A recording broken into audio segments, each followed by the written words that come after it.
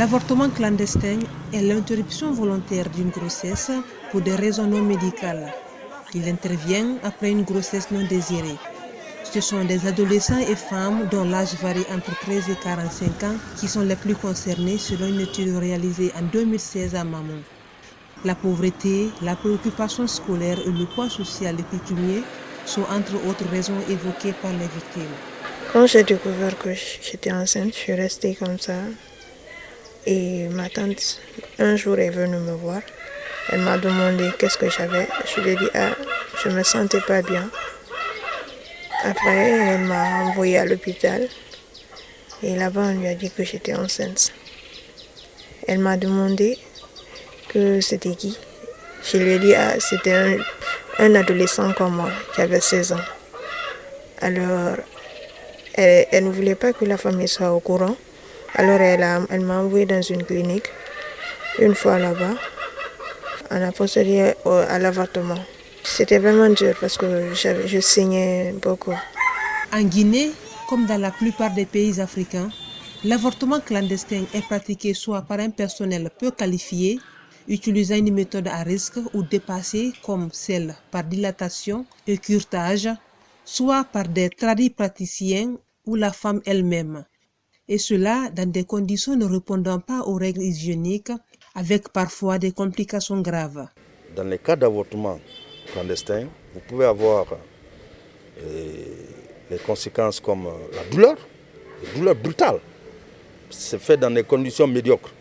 Vous avez les douleurs brutales, vous avez les infections, vous avez les hémorragies, parfois même des états de choc qui peuvent conduire la femme à la mort.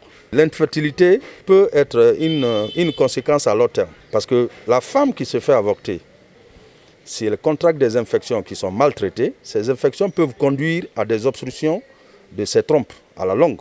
L'interruption volontaire de grossesse réalisée en dehors de prescription médicale est réprimée par la loi guinéenne.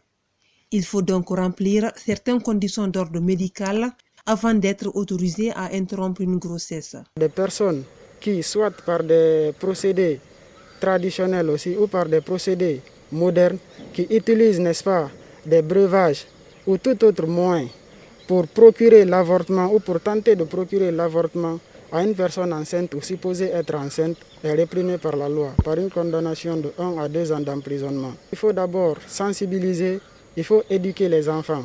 Parce que lorsque vous regardez à travers la ville, nous assistons, n'est-ce pas, à une dépravation. Les enfants sortent de la maison, ils ne sont pas bien vêtus. Et donc, vous vous demandez, est-ce qu'elles viennent d'une famille ? Prévenir les grossesses non désirées à travers une éducation sexuelle et l'utilisation de méthodes contraceptives sont les meilleurs moyens de prévention de l'avortement illégal. Il y a des interruptions légales et des interruptions illégales. Dans le cadre de la loi en Guinée, il y a 3 conditions. Soit c'est une grossesse qui est issue d'inceste ou de viol, ou alors c'est une grossesse pour laquelle la santé de la maman est supposée ne pas supporter.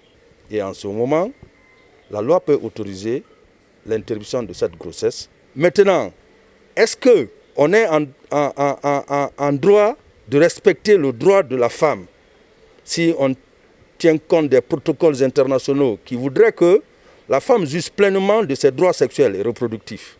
Pourtant, le pays a ratifié plusieurs conventions internationales pour le respect des droits sexuels et reproductifs des femmes.